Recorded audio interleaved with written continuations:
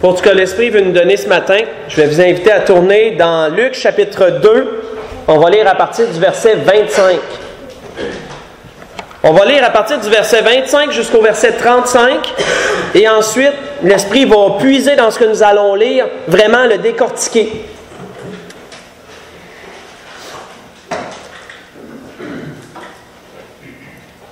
C'est pas un endroit où on va tellement souvent. Jésus était encore qu'un bébé. À ce temps-là, Jésus n'était encore qu'un bébé. On voit que la situation se déroule plutôt avec ses parents, avec Joseph et Marie, et une autre personne dans ce qu'on va lire là. Et il est dit, « Et voici, il y avait à Jérusalem un homme appelé Siméon. Cet homme était juste et pieux, il attendait la consolation d'Israël et l'Esprit Saint était sur lui. Il avait été divinement averti par le Saint-Esprit qu'il ne mourrait point avant d'avoir vu le Christ du Seigneur, qui veut dire, Christ veut dire oint, souvenons-nous, veut dire élu, oint, celui qui est choisi. Donc, il avait été averti qu'il verrait le Christ du Seigneur, autrement dit qu'il verrait le oint que Dieu avait choisi, en parlant de Jésus-Christ, en parlant de Jésus. Donc, il est dit par la suite, il vint au temple poussé par l'Esprit, comme les parents apportaient le petit enfant Jésus pour accomplir à son égard ce qu'ordonnait la loi. Il le reçut dans ses bras, bénit Dieu et dit, « Maintenant, Seigneur, tu laisses ton serviteur s'en aller en paix selon ta parole. Car mes yeux ont vu ton salut que tu as préparé devant tous les peuples, lumière pour éclairer les nations et gloire d'Israël ton peuple. » Son père et sa mère étaient dans l'admiration des choses qu'on disait de lui. Siméon les bénit et dit à Marie, sa mère, « Voici cet enfant est destiné à amener la chute et le relèvement de beaucoup en Israël, et à devenir un signe qui provoquera la contradiction. Et à toi-même une épée te transpercera l'âme, afin que les pensées de beaucoup de cœurs soient dévoilées. » On va arrêter là. Frères et sœurs, ce que nous allons analyser ici ce matin, l'exemple de Siméon. Siméon n'est pas un homme dont on parle très souvent, mais, frères et sœurs, est une mine d'informations pour ce qui a trait à la vie chrétienne. Tout ce qui devrait se trouver dans la vie chrétienne est contenu dans ce qui nous est dit, dans ce qu'on a lu ici, et on va vraiment le décortiquer très attentivement. On voit que si on revient au verset 25, il nous est mentionné 4 choses à propos de Siméon. 4 bases sur lesquelles sa vie était fondée et sur lesquelles la vie de chaque enfant de Dieu devrait également être fondée. Il nous est dit, cet homme était juste. Arrêtons-nous là-dessus premièrement. Cet homme était juste. Juste selon le dictionnaire qui veut dire conforme au droit, à la raison et à la justice. Autrement dit, quand tu es juste, tu es honnête, tu es véritable. Et ce mot, frères et sœurs, fait directement un lien avec ses rapports envers autrui. Il était juste, ça veut dire envers son prochain, envers ses semblables, envers son prochain. Il était honnête, il était droit. Il parlait avec vérité. C'est ce qu'on peut comprendre. Je vais faire tourner, garder cet endroit, mais tournons dans 1 Thessaloniciens chapitre 4 et voyons ce que l'apôtre Paul avait prescrit à cette Église à propos de ses rapports envers autrui aussi. On s'attarde premièrement sur cette chose. Siméon était juste dans ses rapports avec ses semblables. Il était honnête, il était droit, il était véridique. On voit qu'il est dit dans 1 Thessaloniciens 4, à partir du verset 9, « Pour ce qui est de l'amour fraternel, vous n'avez pas besoin qu'on vous en écrive, car vous avez vous-même appris de Dieu comment vous aimez les uns les autres. Et c'est aussi ce que vous faites envers tous les frères dans la Macédoine entière. Mais nous vous exhortons, frères, à abonder toujours plus dans cet amour, à mettre votre honneur à vivre tranquille. » Quel est le but de l'enfant de Dieu? Est-ce que c'est d'avoir des querelles avec les gens qui l'entourent? Non, le but de l'enfant de Dieu, c'est un enfant de paix. Son but, c'est toujours de vivre une vie tranquille, de vivre une vie en paix avec tous ses semblables, avec tous ceux qui l'entourent, autant que cela est possible, comme l'apôtre Paul le dit à un autre endroit, autant que cela vous est possible, vivez en paix avec tous les hommes. Il est dit, et à mettre votre honneur à vivre tranquille, à vous occuper de vos propres affaires. Que oui, parfois, il y a des choses qui nous concernent, mais parfois, il y a des affaires qui ne nous regardent pas. Et il faut savoir garder cette frontière entre ce qui nous concerne et ce qui ne nous regarde pas. Parfois, malheureusement, on empiète sur ce qui ne nous regarde pas envers autrui, et là, ça l'amène des dérangements. On voit qu'il nous est dit, et à travailler de vos mains, comme nous vous l'avons recommandé, en sorte que vous vous conduisez honnêtement envers ceux du dehors. En tant qu'enfant de Dieu, que vous vous conduisez honnêtement envers ceux du dehors, que vous soyez juste, autrement dit. Que vous soyez juste et que vous n'ayez besoin de personne. C'est ce que l'apôtre Paul avait prescrit à l'église de Thessalonique. Pourrons tourner dans Luc, mais pendant que vous y retournez, l'apôtre Paul avait dit également aux Éphésiens ceci. Il dit, c'est pourquoi renoncer au mensonge, que chacun de vous parle selon la vérité à son prochain. L'importance, frères et sœurs, que notre vie soit basée sur la justice. Que nous soyons des gens justes, des gens honnêtes et droits dans nos rapports avec autrui. On voit qu'il nous est dit à propos de Siméon qu'il était un homme juste, mais qu'il était également un homme pieux. Pieux qui veut dire qui a la piété, qui est attaché aux croyances, aux devoirs et aux pratiques de la religion. Selon la parole de Dieu, une personne pieuse est une personne dévouée, une personne qui est obéissante aux voies des Écritures. Une personne pieuse est une personne qui va être attachée à ce que la parole de Dieu dit, qui va être attachée aux devoirs qu'elle a en tant qu'enfant de Dieu. Devoir envers sa famille, devoir envers son travail, devoir envers l'Église, devoir envers Dieu. En toutes ces sphères de sa vie, elle est attachée à ses devoirs, attachée à la croyance, attachée à la pratique. Une personne qu'on dit pieuse est ainsi. Gardons toujours l'endroit, tournons dans Tite. Dans Tite, chapitre 2. Dans le livre de Tite, au chapitre 2. Explorez cette deuxième portion.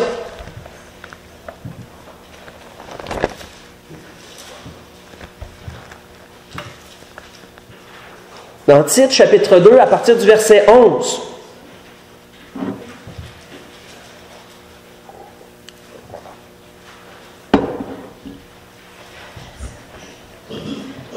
L'apôtre Paul disait à ce jeune ministre, à Tite, il disait « Car la grâce de Dieu, source de salut pour tous les hommes, a été manifestée.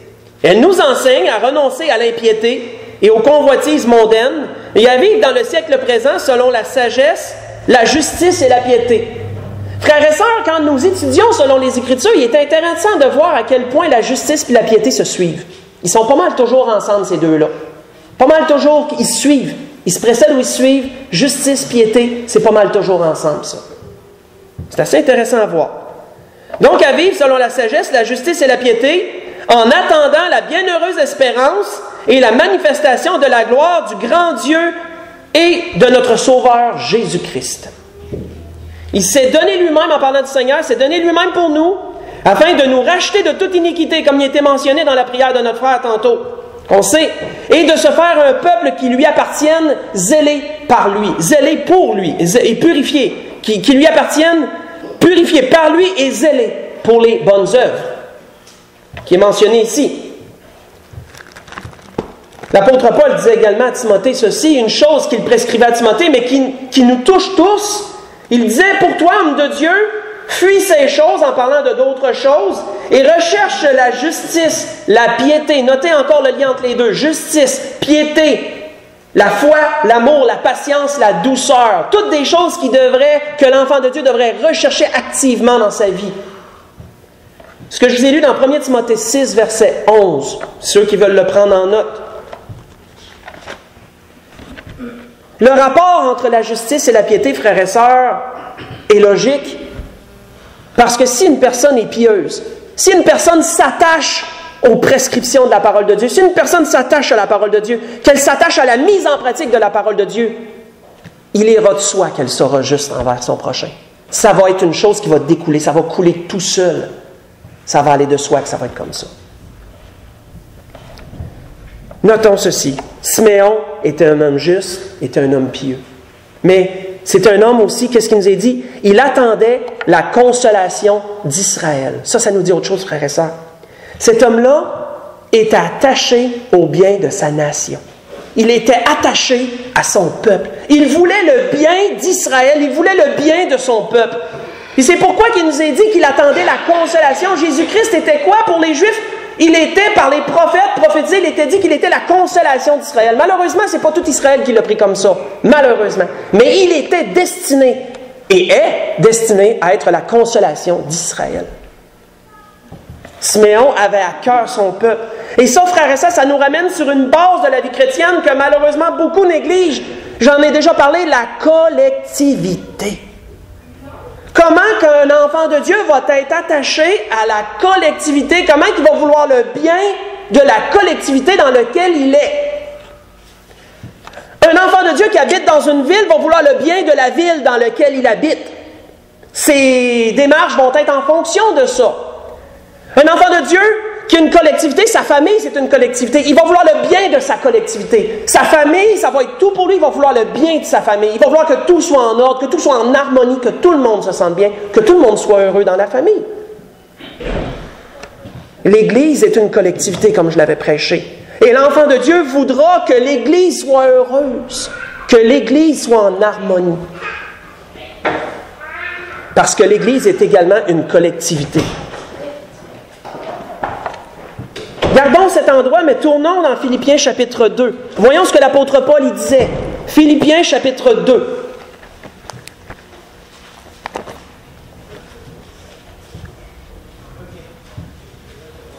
Versets 3 et 4. Une base de la vie chrétienne par rapport à la collectivité, c'est vraiment le fondement. C'est vraiment le fondement de la collectivité, ça. Philippiens chapitre 2, versets 3 et 4. Où il est dit, ne faites rien, là disait l'apôtre Paul, par esprit de parti ou par vaine gloire. Quand on comprend, frères et sœurs, l'importance de la collectivité, on comprend une chose, c'est pas nous qui est important, c'est tout le monde qui est important, avant que nous soyons importants. Dans une collectivité, ça fonctionne comme ça. Ne faites rien par esprit de parti ou par vaine gloire, mais que l'humilité vous fasse regarder les autres comme étant au-dessus de vous-même.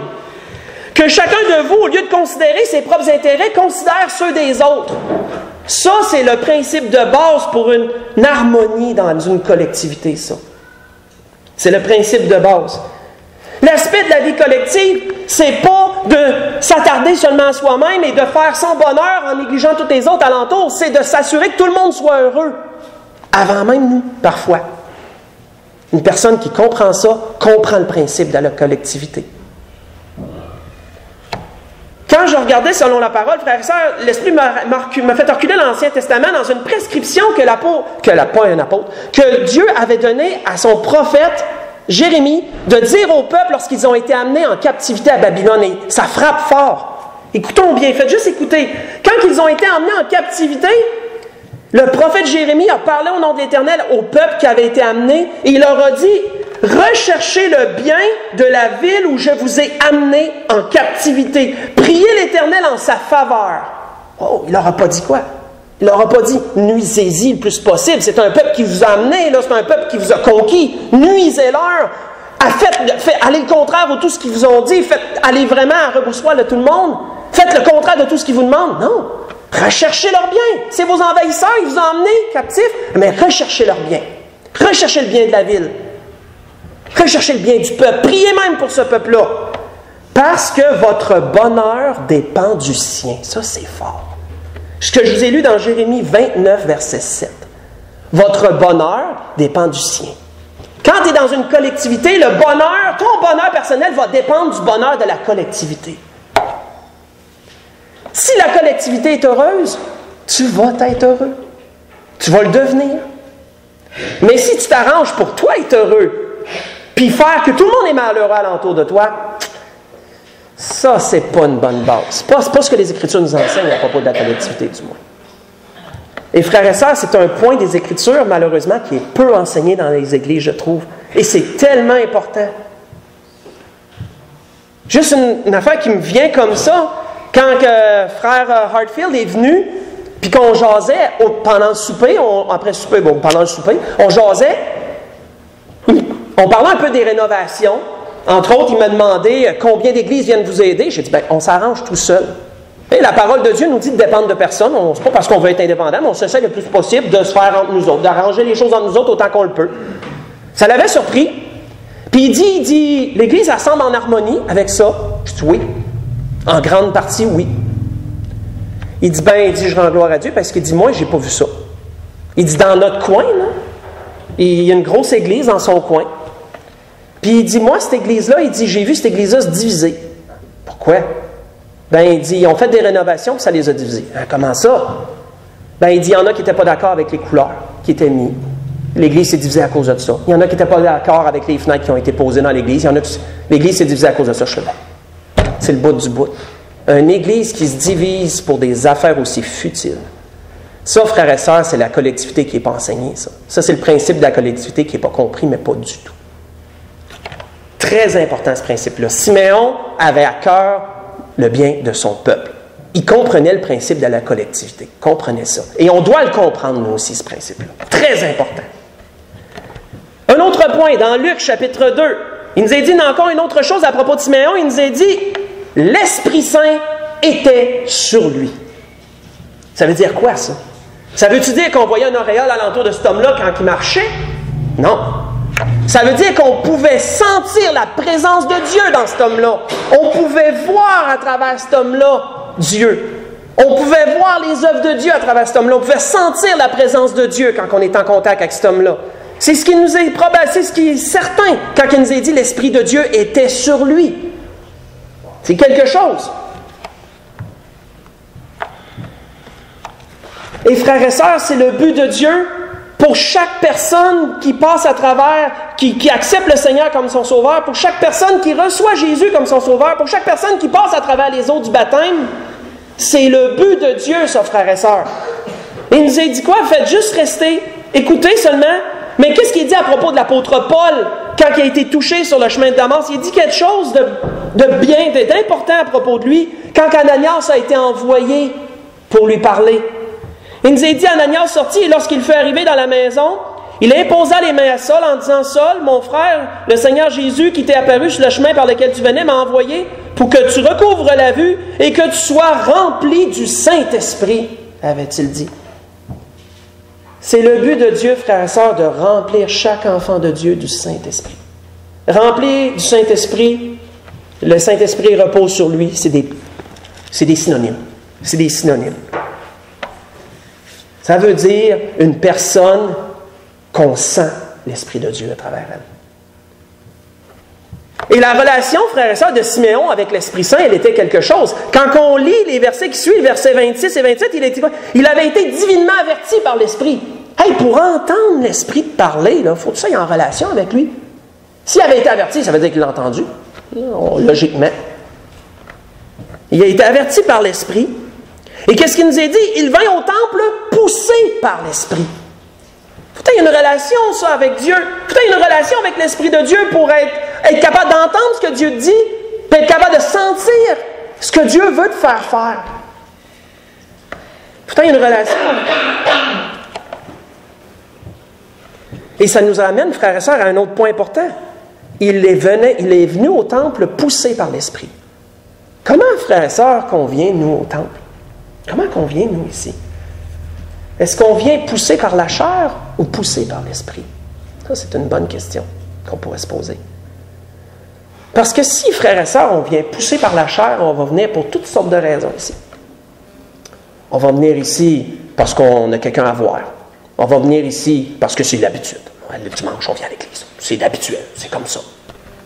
On va venir ici parce qu'on a des comptes à régler. On va venir ici parce qu'on est curieux. On va venir ici pour toutes sortes de raisons. Sauf la raison. Venir rendre gloire à Dieu. Premièrement, je parle. On peut masquer, on peut se leurrer et dire, ben oui, je viens pour Dieu. Mais Dieu sait dans le fond de ton cœur pourquoi tu viens, premièrement. Pourquoi tu viens ici, premièrement. Celui qui vient poussé par l'Esprit vient pour Dieu. Premièrement, c'est pour ça. Il vient ici être poussé par l'Esprit. Et il est prêt à entendre ce que Dieu veut lui dire. Parce que notez, Siméon est venu poussé par l'Esprit, il entendait l'Esprit et il sentait ce que l'Esprit voulait lui faire faire. Et quand on ne lira pas la suite, mais tout ce qu'il a dit à propos de Jésus, il a prophétisé. à propos de Jésus. Il a parlé de choses grandes et merveilleuses à propos de Jésus. Il a parlé de choses même à venir à propos de Jésus. Pour être capable de prophétiser comme ça, il fallait qu'il soit poussé par l'Esprit. Ça ne pouvait pas être autrement.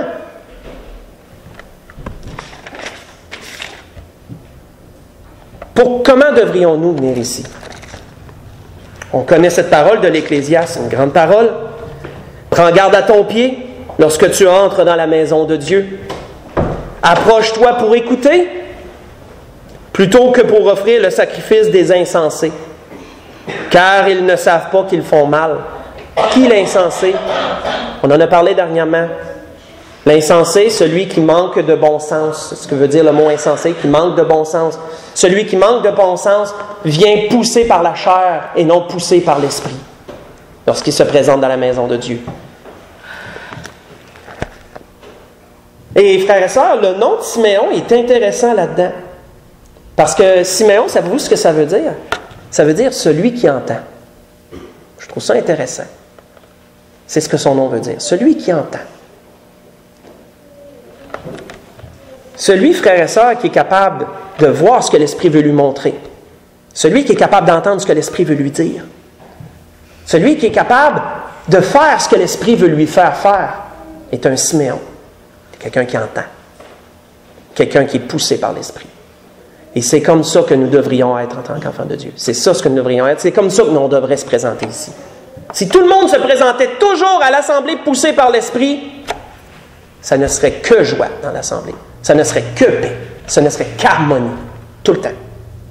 Parce que l'Esprit, les fruits de l'Esprit, c'est quoi? La joie, la paix, la bonté, etc. Et ça nous amène aussi à la base, si vous voulez lire pendant la semaine, la parabole que le Seigneur a amenée dans Jean 17, versets 9 à 14, à propos des deux qui se sont présentés un jour au temple pour prier, le pharisien et le publicain.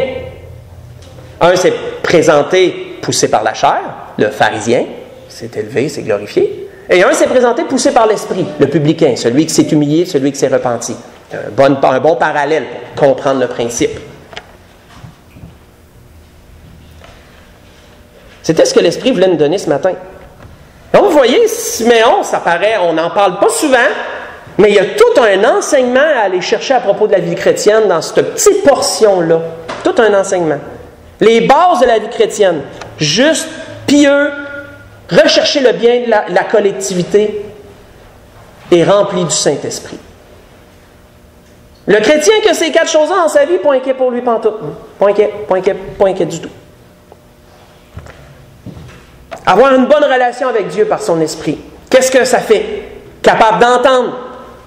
Capable de parler selon l'esprit. Capable d'agir selon l'esprit. Siméon a démontré toutes ces choses-là. Et pour conclure, ce que l'Esprit a voulu nous donner ce matin, on va regarder l'exemple de Anne. On va finir. On va lire la fin. L'exemple d'une autre personne. Parce qu'il y a d'autres choses à l'épuiser. Il nous est dit, à partir du verset 36, à propos d'une autre personne, ces deux personnes qui n'avaient pas de lien ensemble, ces deux personnes qui venaient, ils étaient assidus au temple, ils venaient tout le temps au temple. Siméon était l'une de ces personnes, Anne en était une autre. Il nous est dit, il y avait aussi une prophétesse, Anne, fille de Phanuel, de la tribu d'Aser.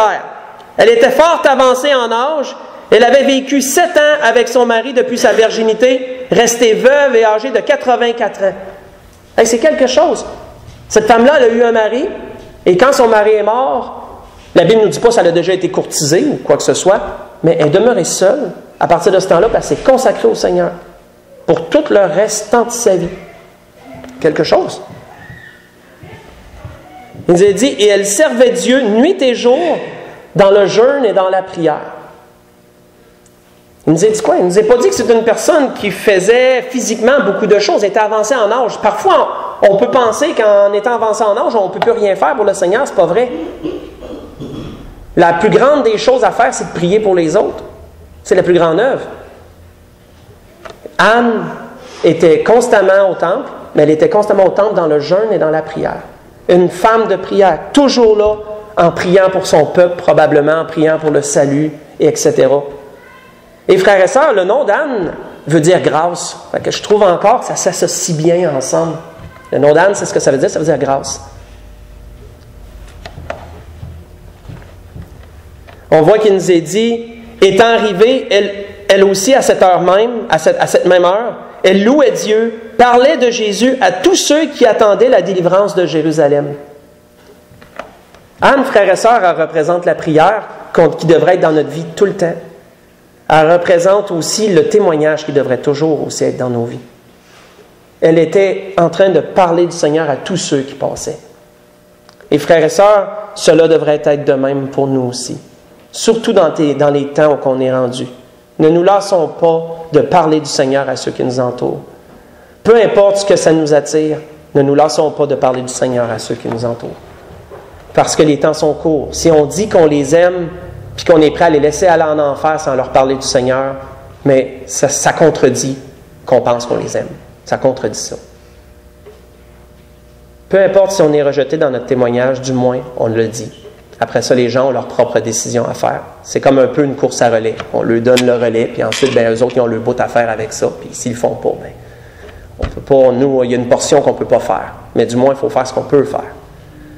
Donc, c'est la grâce que nous souhaitons tous. C'était ce que l'Esprit voulait nous donner ce matin dans l'exemple de Siméon et dans l'exemple d'Anne, qu'on puisse tirer un grand enseignement dans toutes ces choses-là et qu'on puisse les mettre en pratique dans chacune de nos vies. On peut se lever pour le dernier cantique.